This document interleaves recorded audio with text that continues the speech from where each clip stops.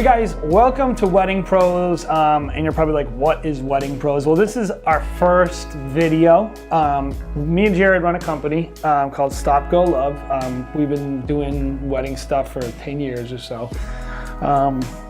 And I don't know, for a long time, I think we've been thinking like, oh, it'd be cool, like everyone has a workshop and everyone has content. And we just didn't, like, there's so much out there, and we didn't really know like where we fit. But I do think after doing this for 10 years, we got something to say. And I feel like that's why we decided to do Wedding Pros. If you're not familiar with Stopgolove, let's talk a little bit about what we do and maybe some things that are a little different than maybe how other people might do things and what we do every year. Yeah. What is Stopgolove in general? We are a team of videographers. So we're not self-operating. You know, back in the day when we first started, it was much more, you know, Jared does a lot of the shooting and that side of things, and then Jason would come along and do a lot of the editing. So we kind of made a team that way. But as we've grown, the team has grown. We currently have about 5 lead shooters that go out, a lead editor, and probably a team of like 8 assistants that we'll send out as well. You know, we've had a couple of photographers that have worked with us too, and so it's an ever-evolving, you know, creative team. So a little bit different than the people that are just kind of running their own show. And so, and I think one of the key differences there are other wedding video photo companies that kind of operate with a team-based approach. Yep. I would mainly call that, by the way, like a subcontractor-based approach. Ours is very much a team-based approach. Like our shooters, we train them for a couple years sometimes. We're taking them on like retreats with us. We're investing in these people. We're making sure that they're making our product and giving our customers the product that, the goal was to say like, what if Jared and I were there shooting, what would we shoot, and then train some other people to shoot like us, and then train people to edit like us. And it's very much like, it's our vision. It's still a Stopgolove product. It's not just something that we're farming out and letting people do whatever they want with. Yep. We would never work with someone we didn't know. Like, it's different, I think, than some other wedding team-based things. And that's been an approach that like naturally we just developed. I don't think anyone like said, oh, this is how you build teams. We just kind of did it, maybe from some production skills that we had and, you know, different experiences we've had in life. But like, I would say like that's definitely a different thing about us. We're team-based, but and we have a lot of subcontractors and people we work with because we're really customer-based and we're product-based, and our product is really important and our customers are most important. And we would never work with anyone who didn't represent the brand. And really what I would say is, the difference between us and a lot of other people is we are incredibly brand conscious. Mm-hmm. Like for us, the brand is way bigger than Jared and I. Yeah. And we started the business with that in mind, of just knowing like, yeah, this is how it is now, but if I can't make it to a wedding, I want Jason to be able to cover it, and you know, vice versa. It just makes much more sense. And if you run a creative business by yourself and it's, you know, Jared Haskell videography, you know that, you know, you become a slave to the business and you're kind of held to doing everything yourself. And if you're not there, the customer feels gypped. So we wanted to start a business that was a brand that we could really expand and grow on and you know, invite other people. We are incredibly grateful to work with really good people. Yeah. They're good shooters, but they're better people. And I would just say like that's also one of our core values is like you got to treat people the right way. Yeah. But it's way more important to be a person who treats people with kindness and respect than it is to be a good shooter. Yeah. And that's our core values, and I believe that's one of the reasons why we're successful. But anyway, so we want to make this channel. Yeah. So who would you say some of the people that could benefit from? So what I don't want you to think is like, oh, the only people that will benefit from this are people who want to run teams. Mm-hmm. That's important to us. Yep. It's important to how we operate. And we'll go through some of that. Sure, and if you're interested in teams, let us know, because we like to talk about that, and we love that stuff. Developing people is important to us. I would say the number one person is people. This is for whether you're really mainly photographers and videographers, but but really anybody is people who are like interested in really developing their business into something that they're not a slave to. That's actually like that's working for them, and not so much that they're working for, and not feeling like they constantly are having to keep up with the Joneses. And like we have really three main things that we look at with our business, and we talk about customer experience, we talk about like our product quality, and we talk about our business strategy. And I think a lot of people, they pretty much, I know videographers, I know photographers, right?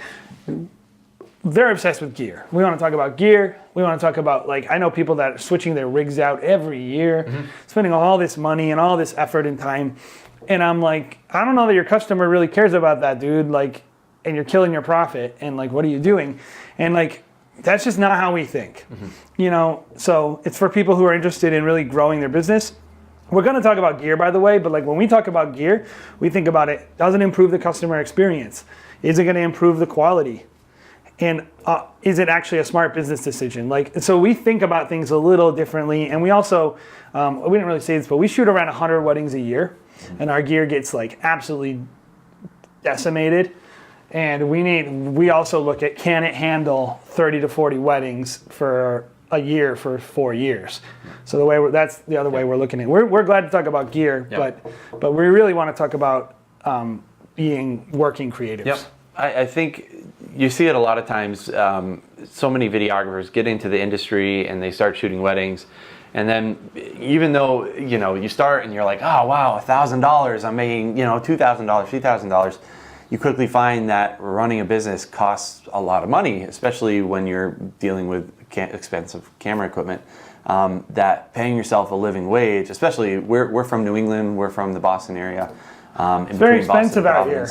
Yeah, having a living wage, especially with 2 people, and now in our case, 3 full-time people and a bunch of contractors, it does cost a lot of money. So how do you make enough money to be able to run an effective business at the end of the day? And still buy equipment because guess what? It is going to break. Equipment does matter, but you better be buying it when you need it and not just because you want it.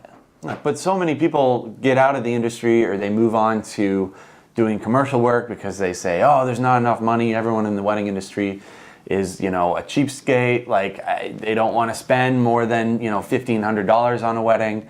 And in some cases, it's true, but there's definitely a way to make it work. I mean, Jason said it. We shot about 120 weddings in 2018. So, hopefully what we hope to do in this channel is talk to people and talk through some of those issues to make your production company super successful.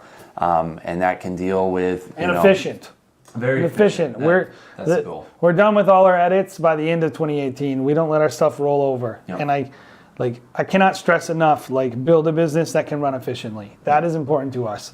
Is because our customers are most important. Yep. Is them feeling respected by the stuff that we do, even in the sales process. And so if you're a person who's like, that sounds good, I'm tired of the bull crap, I don't want to be worrying about having to buy a new camera every year and thinking that that's going to be the thing that's going to set me apart and make me so different. Yep. I'm not going to I want to know, how do I get lean? How do I get mean? How do I get efficient? How do I cut off the fat and run the real, the actual business that the customer wants, and not just a business that makes you feel cool? Yep. That's what we're about.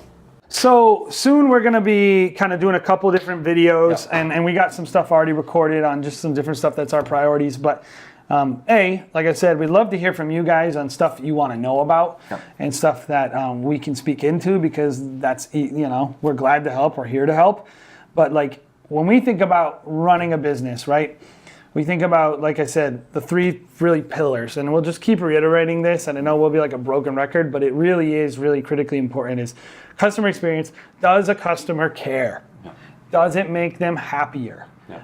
Even when someone calls us and they go they're lowballing us, what do we always say? We go, oh, we couldn't make them happy. Yep. We don't say that person's lowballing us. We don't talk crap about them. We don't criticize them for not having the budget. Yep. We say we really want to make you happy. And since we don't think it would make you happy to spend twice as much as you wanted to, we don't want to, that frame of reference, that changing really makes a huge difference in how you treat people. Yep. And not being a jerk, I think, is really important. early stage in our business, we looked around at who was really successful. We started in about 2010 is when we shot our first wedding film. And we looked around, and probably more to the photography side to see who was actually successful, because there weren't that many videographers back then. And the people that we saw that were the most successful around us weren't even people that we really thought their work was the very best. And so we kind of were like, well, this person's work is great, but they're maybe shooting 10, 15 weddings a year. And then this other person's work is like fine, totally acceptable.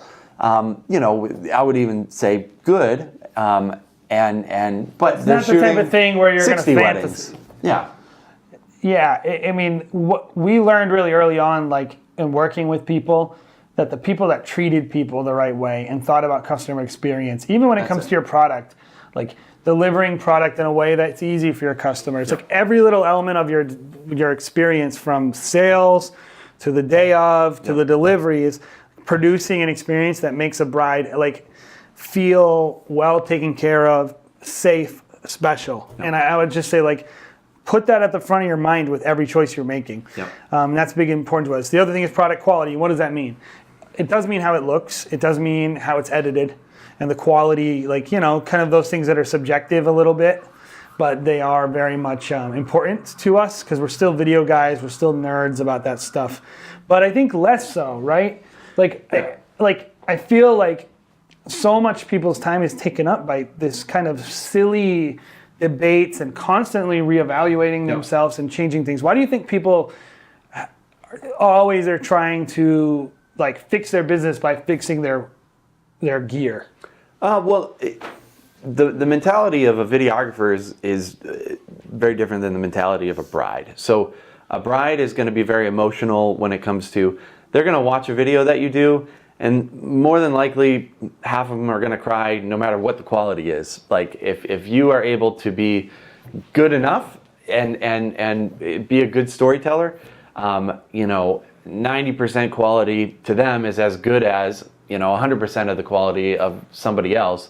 But if their customer experience is, you know, 10 times better than the person who's an artist who's spending all their efforts in doing a high quality video product, then, you know, they're probably going to go with the person who does 90% of the quality but gives them a good experience and they're appealed to emotionally. So what we mean by product quality, for us, it means it's factoring in a lot of things.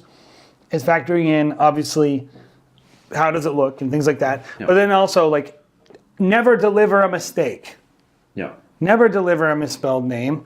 Don't have weird edits that you, like little slugs you forgot to remove and little stupid mistakes, audio glitches. Like, I want mistake-free deliveries. I want, like, because that's quality, right? That's me giving a crap. And that's easy. It's an easy mistake not to make, right? Is to deliver something. And so, like, when we talk quality, we talk about what are we delivering? How does it look? Of course. But really, is it tight? Does it feel finished? Does it feel, like, well-produced and all this stuff? Like, and also, like, did we reproduce it? Like, can I shoot a good wedding with a bad day?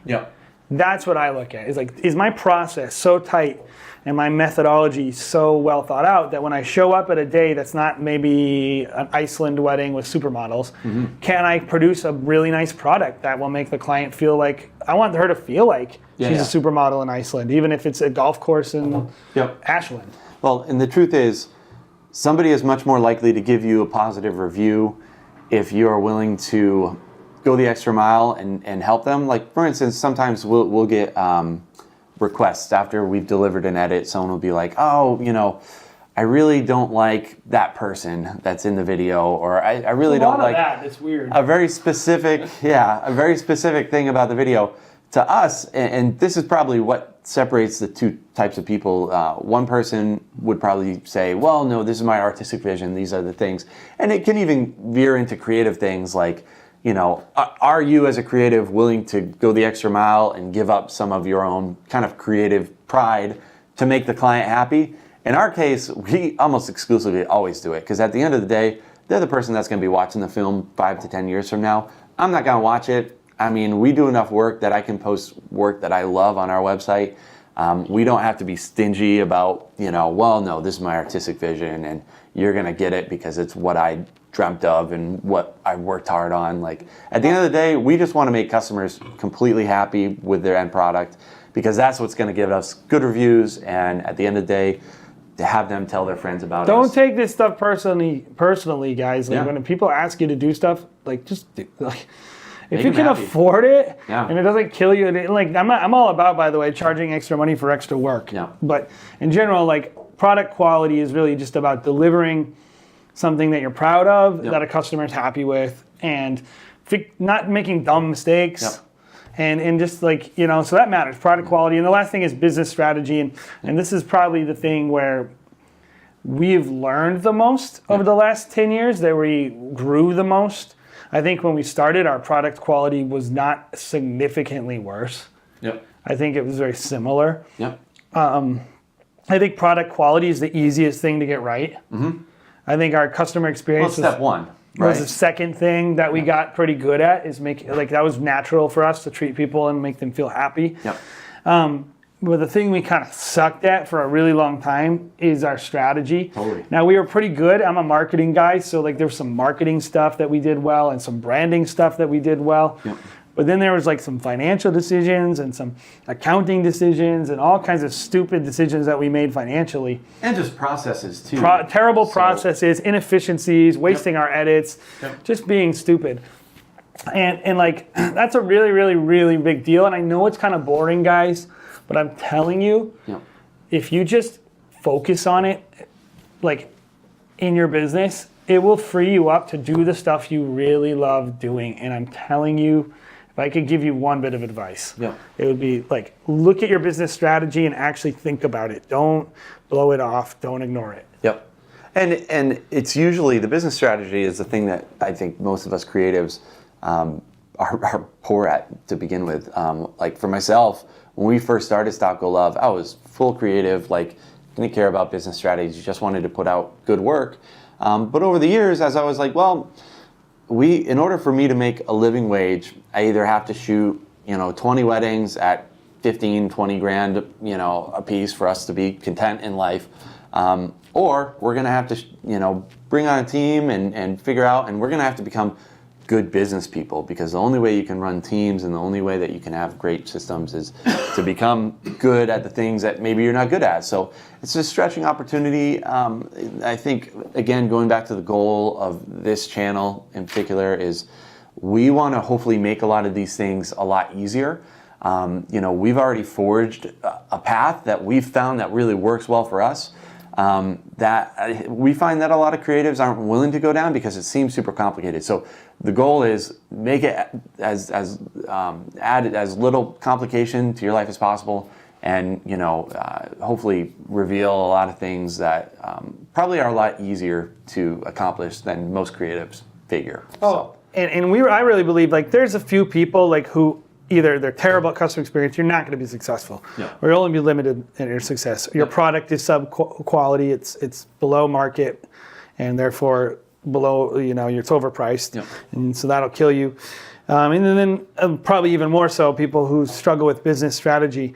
So I don't believe everyone can be equally as successful. Like, that's a lie. If it like you gotta be able to figure them all out. But I do believe everyone can be more successful. Yeah. And so, like, don't measure yourself based on the people around you. Measure yourself based on where you are today and where you want to be. Yeah. And go like, okay, if I just have one less fight with a bride, or if I'm less hostile, if I'm more polite, if I'm faster with my delivery and more understanding, if I stop delivering things with little mistakes in it, and if I actually, don't buy every little thing that my heart wants to make myself feel cool, if you can find some little ways to tweak it, and that's really what we're all about, is like, make progress. We want to help you make progress. We want to help point out some things that you can do, little dials to turn, and you don't have to do it all at once. Rome wasn't built in a day, but like making progress on your creative business and feeling like you're moving forward. I think that's what we're here for. Totally. Yeah, so something that we are going to be doing is we're going to be releasing at least one of these videos every single week, sometimes two. If you have any questions or you have any, specifically about your business, question, add it to the comments below, click the subscribe button and notifications button and all that kind of stuff on this channel, because we're going to be releasing a lot of content that's hopefully helpful to you. Yeah, we will see you guys soon.